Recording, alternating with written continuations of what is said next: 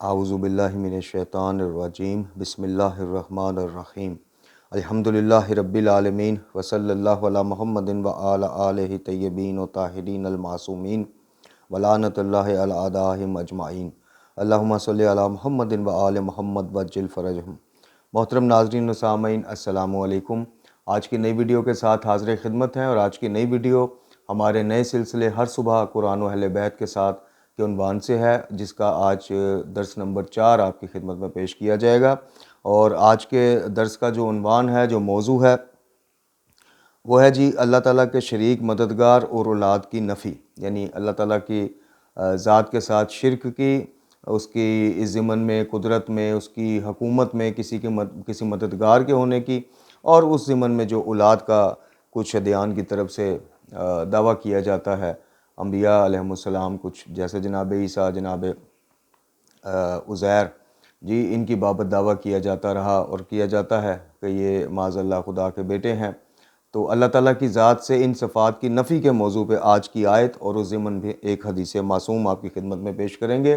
اس سے پہلے آپ سے ملتمس ہیں کہ ہمارا یہ سلسلہ جو ہے، یہ بالکل مختصر دورانیہ کے، ہمارے حساب سے مختصر دورانیہ کے دروس کے اوپر مشتمل ہے، جس کی میکسیمم جو زیادہ سے زیادہ لینتھ ہے وہ 8 منٹ ہے۔ ابھی تک جتنے بھی اس سے پہلے 3 دروس وہ اپلوڈ ہوئے ہیں،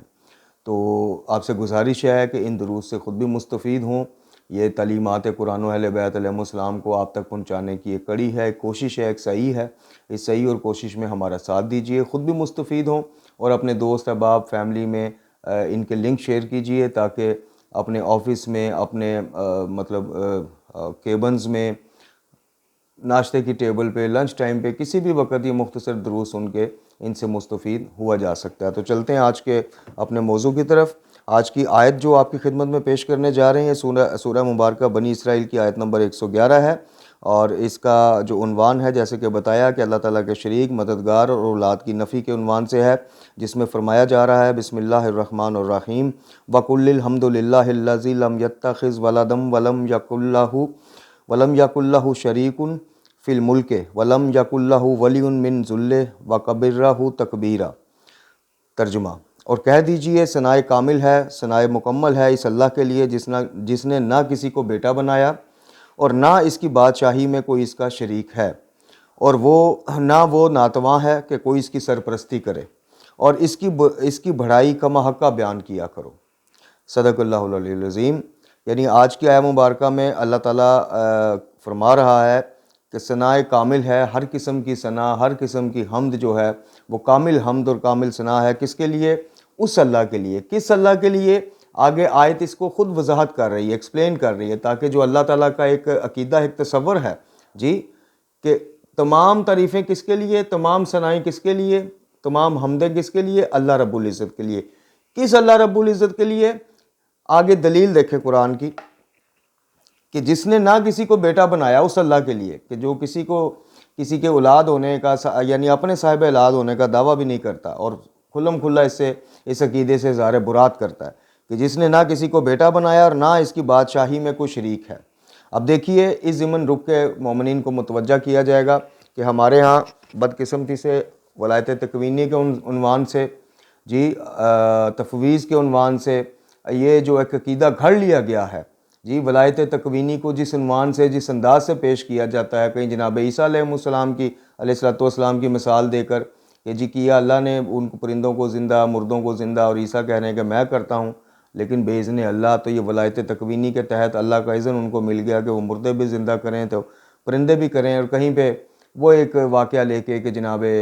سلمان کے دور کا، تخت بلقیس کو جو آصف بن برقیہ،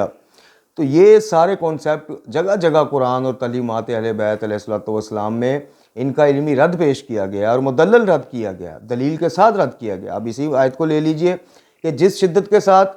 اس آیہ مبارکہ نے اللہ تعالیٰ کے عنوان سے کسی کے کہ نہ کسی کو بیٹا بنایا، اس نظریے کا رد کیا، اسی شدت کے ساتھ یہ بھی رد کیا کہ اس کی بادشاہی میں کوئی اس کا شریک نہیں، اور پھر آگے اس کو مزید اس کی توضیح کی کہ وہ کمزور اور ناتواں تھوڑی ہے کہ کوئی اس کی سرپرستی کرے۔ یعنی ہر عنوان سے، قدرت کے عنوان سے، طاقت کے عنوان سے، عقل کے عنوان سے، شعور کے، کہ اللہ تعالیٰ کی ذات میں کسی جگہ کو کمی نہیں ہے کہ کوئی آ کے اس کو مشورہ دے، اس کی سرپرستی کرے۔ اور بارہا عرض کیا گیا آپ کی خدمت میں کہ اللہ تعالیٰ کے عنوان سے اللہ کی بادشاہت کے متعلق یہ جو دنیاوی چیزیں کی ہم وہ کلابیاں ملاتے ہوئے جناب اور الفاظیاں کرتے ہوئے کہ جی دیکھیں بادشاہ تک جانا ہو تو وزیر کی ضرورت ہے، وزیر اعظم تک جانا ہو تو اس کے کسی قریبی کی سفارش، اللہ کے لیے جانے کے لیے، اللہ کو بات سنوانے کے لیے نہ کسی وسیلہ کی ضرورت ہے نہ کسی سفارش کی ضرورت ہے۔ وہ جو سفارش اور شفاعت اور وسیلہ ہے وہ اور مفہوم میں ہے، وہ اللہ سے اپنے گناہوں کی معافی لینے کے اعتبار سے ہے، اللہ سے اپنی حاجات پوری کروانے کے لیے ان ہستیوں کا واسطہ اور وسیلہ پیش کرنے کے عنوان سے ہے، شفاعت کے عنوان سے ہے۔ یہ نہیں کہ اللہ تعالیٰ کسی بغیر وسیلے کے سن نہیں سکتا، نہیں، ایسی یہ تو بالکل باطل عقیدہ اور شرکی عقیدہ ہے، اور اللہ تعالیٰ پہ معاذ اللہ الزام لگانے والا عقیدہ ہے کہ جی وہ سن ہی نہیں سکتا کسی وسیلہ کے بغیر، نہیں، ایسا نہیں۔ اور جس شدت سے اللہ تعالیٰ نے اس چیز کی نفی کی کہ اس کا کوئی بیٹا نہیں، اسی شدت سے اس آیت کا مزاج آپ دیکھیے، اسی شدت سے اس کانسیپٹ کی نفی کی کہ جناب وہ اس کی بادشاہی میں کوئی شریک ہے، ولایت تکوینی کے عنوان سے یا تفویض والے یا اور جو عقیدے ہم نے گھڑ لی ہیں، کہانیاں اور قصے گھڑ لی ہیں۔ اللہ تعالیٰ کو نہ کسی کی مشاورت کی ضرورت ہے، نہ کوئی دنیاوی بادشاہوں کی طرح اس کی مشاورتی ٹیم ہے کوئی کہ جناب کو فیصلہ صادر کرنے سے پہلے اس ٹیم سے وہ مشورہ لیتا ہے، اپنے وزیروں سے مشورہ لیتا ہے، ایسا کچھ بھی نہیں ہے۔ وہ ذات تنہا مالک اور قدرت رکھنے والی تنہا ذات ہے، وہ بغیر کسی وسیلے کے وہ دیکھتا ہے لیکن بغیر کسی وسیلے کے وہ آنکھوں کا بھی محتاج نہیں، وہ ہر چیز سنتا ہے، دلوں میں آنے والے بھیدوں سے واقف ہے، بغیر کسی آلے کے، بغیر کسی دنیاوی مادی ذریعے کے، نہیں۔ وہ اللہ تعالیٰ بالکل یکتا ہے، ہر طرح سے یکتا ہے، نہ اس کی بادشاہی میں، نہ اس کے ملک میں، نہ اس کے فیصلوں میں، نہ اس کی حکمت میں، نہ اس کی قدرت میں، اس کا کوئی شریک نہیں ہے۔ اب اسی ضمن میں جناب وضاحت میں لکھا گیا ہے کہ آیت میں اللہ تعالیٰ کی چند صفات سلبی بیان ہوئی ہیں۔ پہلی یہ کہ اللہ تعالیٰ اولاد سے مبرہ اور منزہ ہے۔ اس صفت سلبی کی تاکید عیسائیوں اور یہودیوں کے باطل عقیدے کو رد کرتی ہے جو اللہ تعالیٰ کے لیے فرزندان کے قائل ہیں، وہی جناب عزیر اور جناب عیسیٰ علیہ السلام کے علاوہ۔ اس کے علاوہ اللہ تعالیٰ کے شریک اور ہمسر کی بھی نفی کی گئی اور عرب مشرکوں کے اعتقاد کو باطل قرار دے دیا گیا، اور ساتھ ساتھ یہ بھی کہ قیامت تک کوئی بھی اس قسم کا عقیدہ اگر رکھے گا تو وہ باطل ہی شمار ہوگا۔ اب یہ وہی بات آ گئی، اور یعنی اللہ تعالیٰ کا اس جہاں کی خلقت میں کوئی مددگار نہیں۔ یہ عبارت دیگر اس آیت میں اللہ تعالیٰ کی کسی بھی مثل اور شبیہ کی نفی بھی کرتی ہے، خواہ وہ درجہ میں کم تر ہو، جیسے اولاد کا ہونا یا اس کے مساوی اور ہم رتبہ ہو۔